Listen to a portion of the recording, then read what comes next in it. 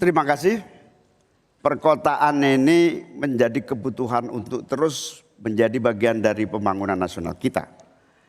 Di antara kebutuhan pokok dari perkotaan ini adalah infrastruktur yang memadai.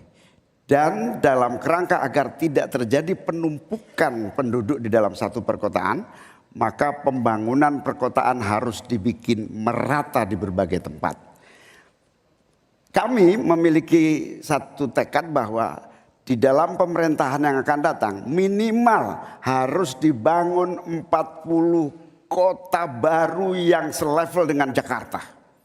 Dengan kemampuan menampung jumlah penduduk, memberikan sarana dan prasarana yang memadai, sekaligus kemampuan untuk terjaganya lingkungan yang memungkinkan untuk sehat.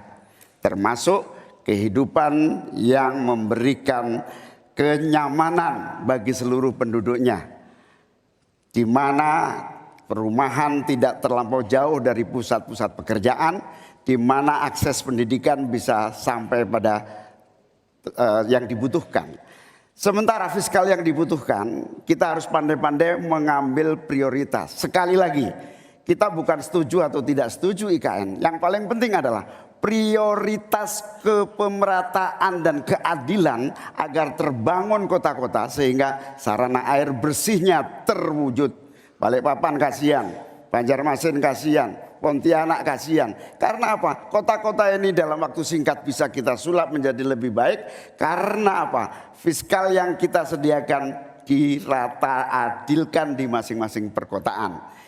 Terakhir, bahwa perkotaan membutuhkan pendanaan, kita harus libatkan investasi swasta yang kita beri kepercayaan lebih baik lagi. Terima kasih. Saya berikan kesempatan kepada Pak Gibran, Cawapres nomor 2 untuk menanggapi. Waktu Anda 1 menit, silahkan. Gus Muhaimin ini agak aneh ya. Pengen bangun kota selevel Jakarta tapi nggak setuju sama IKN. Tapi ya monggo lah ya, nggak apa-apa. Yang jelas untuk permasalahan perkotaan kita harus menggarap transportasi umumnya. Kita pastikan transportasi umum ini aman, nyaman, terutama bagi kaum disabilitas, lansia dan anak-anak. Lalu kita pastikan transportasi umum ini ada digitalisasinya. Sekarang kan sudah ada teman bus. Nah ini harus kita replikasi di beberapa kota juga. Lalu untuk mungkin di level-level kota kecil kita pakai skema buy and the service. Sehingga masyarakat bisa mencoba menggunakan transportasi umum secara gratis. Lalu untuk masalah kumuh, nah ini perlu kolaborasi. BSPS dari Kementerian PUPR, RTLH dari Pemda, dan juga CSR dari swasta. Terima kasih. Harap tenang. Terima kasih. Waktu Anda masih tersisa? Habis? Cukup. Ya. Selanjutnya calon wakil presiden nomor urut 3, Bapak Mahfud MD untuk menanggapi. Waktu untuk menanggapi 1 menit Bapak. Kita akan mulai ketika Bapak mulai berbicara. Silakan. Ya, Cak Imin, saya agak kaget juga mau membangun 40 kota selevel Jakarta. Ya, apa itu bisa dilaksanakan 5 tahun Bapak menjadi presiden dan wakil presiden? Berapa kota dalam 5 tahun? Ini IKN aja sudah puluhan tahun baru dilaksanakan. Itu pun yang investasi baru dalam bentuk janji. Belum ada yang melaksanakan. Nah gitu kan. Lalu saudara 40. Luar biasa menurut saya, 40 kota selevel Jakarta yang sudah metropolitan seperti itu. Lalu juga pembiayaannya menurut Pak Muhaimin. Kalau nanti kita membentuk 40 kota itu, pembiayaannya itu APBN, APBD, atau perlukah lembaga khusus seperti tadi ditanyakan oleh panelis melalui moderator. Ini perlu dijawab dulu agar semuanya tidak spekulatif. Selesai. Baik. Mohon maaf waktu Anda habis. Kami akan kembalikan ke Pak Muhaimin. Mohon tenang, belum selesai. Pak Muhaimin, waktu Anda untuk menanggapi atas tanggapan dari Pak Gibran dan Pak Mahfud. Waktu Anda silakan. Ya, yang saya sampaikan seperti Jakarta itu memiliki standar upaya sampai menuju Jakarta. Di mana tentu kota-kota yang potensial cukup disentuh dengan beberapa anggaran yang menumbuh kembangkan. Misalnya Pontianak, 1 tahun cuma 1 triliun. Bagaimana kalau 1 tahun kita bisa investasikan pengembangan kota hingga 3 triliun, 5 triliun. APBN kita cukup. Apalagi kalau seperti yang sampaikan Pak Gibran tadi, melibatkan berbagai cara pembiayaan yang melibatkan baik itu swasta maupun CSR. Jadi apa yang saya sampaikan selevel Jakarta itu target utama. Tetapi yang lebih penting dari itu adalah infrastruktur yang dibutuhkan dipersiapkan dari potensi yang sudah ada. Sehingga dalam waktu singkat kota-kota 40 kota itu benar-benar sudah menggunakan potensi yang sudah dimiliki yang ada. Habis. Harap tenang, nanti kita akan berikan waktu untuk aplaus. Selanjutnya kita akan beralih ke pertanyaan untuk calon wakil presiden nomor urut 2, Bapak Gibran Rakabuming Raka. Tenang. Untuk itu kita akan persilakan panelis Bapak Suharnomo untuk mengambil undian subtema kelima dalam Fishbowl. Silakan diperlihatkan ke calon wakil presiden dan ke moderator Bapak.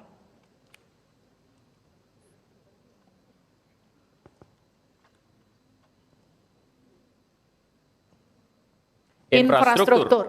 Pak Tauhid Ahmad, kami undang untuk mengundi huruf A, B, atau C. C.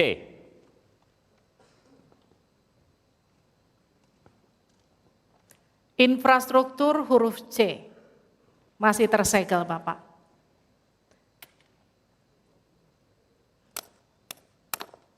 Mohon didengarkan dengan seksama karena kami hanya akan membacakan 1 kali. Pertanyaan untuk Bapak Gibran Rakabuming Raka dengan subtema infrastruktur. Dalam 5 tahun biaya infrastruktur pada proyek strategis nasional sebesar 2.385 triliun rupiah dari APBN.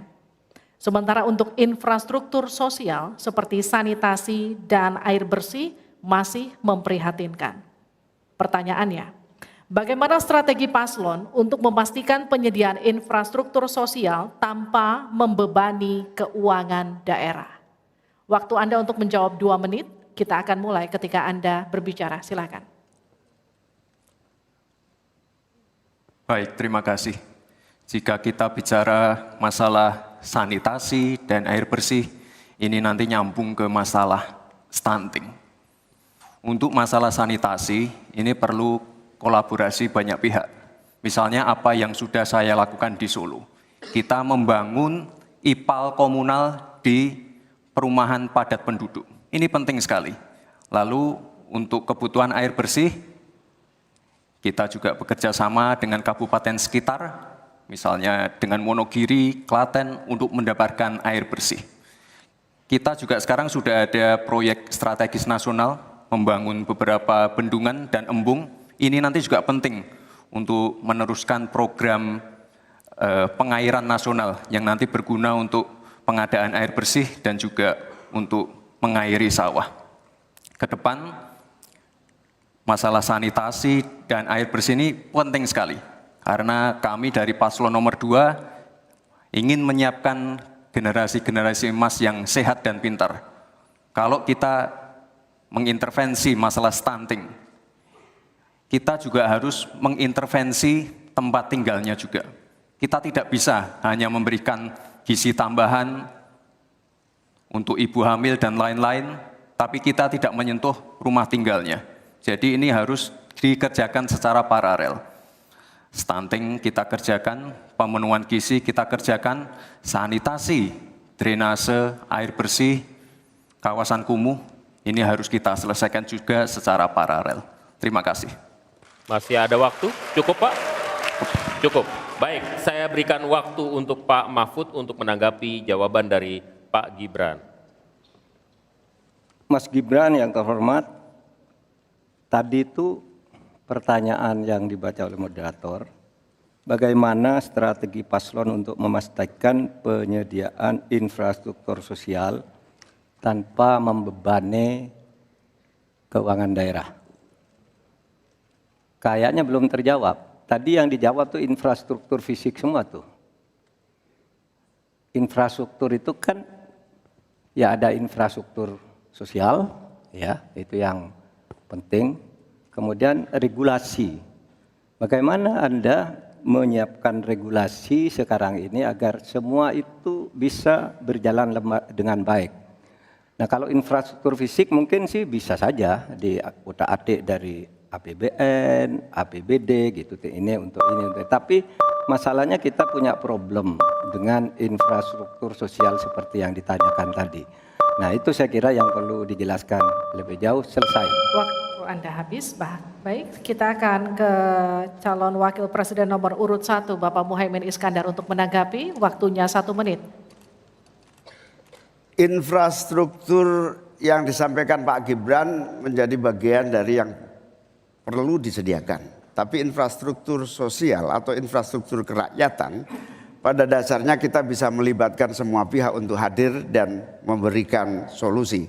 Contohnya infrastruktur gedung-gedung sekolah yang memberikan kesehatan, kecerdasan bagi masa depan anak didik kita. Apa yang bisa kita lakukan? Misalnya kita bebaskan pajak buat seluruh penyelenggara pendidikan supaya fiskalnya terpenuhi, supaya pendidikan bisa terjangkau, sehingga semua bentuk pendidikan, semua bentuk yang berkaitan dengan pencerdasan kehidupan masyarakat kotanya, maka dibebaskan pajaknya. Ini seperti yang sudah dilakukan di Jakarta, yang ini bisa kita tarik ke tingkat nasional. Infrastruktur sosial tercipta dengan pemerintah memberi fasilitas yang memadai. Cukup, Pak? Bapak? Cukup. Baik. Kita stop, countdown. Tenang. Saya berikan kembali waktu untuk Pak Gibran untuk menanggapi atas tanggapan dari Pak Mahfud dan Pak Muhaimin. Baik, terima kasih. Mungkin Prof. Mahfud dan Gus Muhaimin kurang paham dengan apa yang sudah saya paparkan. Saya tadi juga bicara masalah infrastruktur sosial, stunting itu loh Pak. Ya, tapi nggak apa-apa, saya perjelas lagi. Kita punya program makan siang gratis. Banyak yang nyinyir, tapi sekali lagi Pak, program makan siang gratis ini adalah investasi menuju Indonesia emas. Program makan siang gratis 400T ini adalah stimulan untuk ibu-ibu, warteg-warteg, warung-warung, catering-catering yang ada di daerah.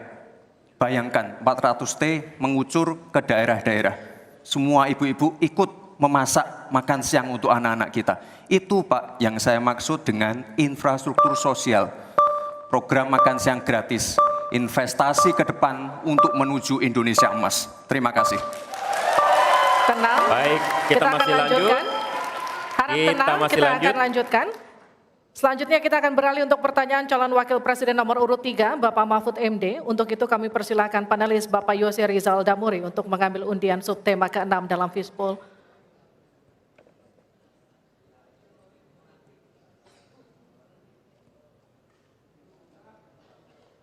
Silakan diperlihatkan ke calon wakil presiden dan ke moderator. Perdagangan. Ya. Dan Bapak Aditya Wardono untuk membantu kita mengundi huruf A, B, atau C.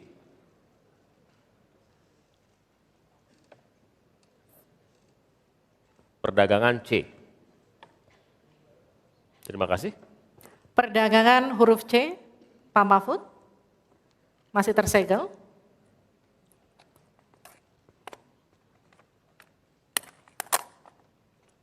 Mohon didengarkan dengan seksama karena kami hanya akan membacakan 1 kali.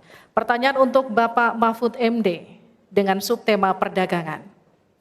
Untuk meliberalisasi perekonomian, Indonesia telah meratifikasi lebih dari 25 perjanjian perdagangan bebas. Tetapi pemanfaatannya belum optimal untuk mendorong ekspor dan investasi.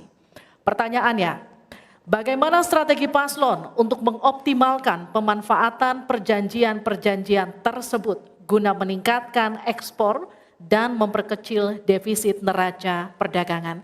Waktu Bapak untuk menjawab 2 menit, kami persilakan ketika Bapak mulai berbicara. Baik, menurut saya untuk mengoptimalkan pemanfaatan perjanjian-perjanjian, saudara sekalian, saya dan Mas Ganjar kebetulan Ganjar Mahfud ini sudah berdiskusi lama tentang ini. Sekurang-kurangnya ada 3 hal yang menjadi strategi kami. Pertama, mengutamakan diplomasi ekonomi. Sehingga para duta besar yang ada di luar negeri itu menurut Pak Jokowi pada saat awal-awal kami dilantik, duta besar itu adalah duta ekonomi.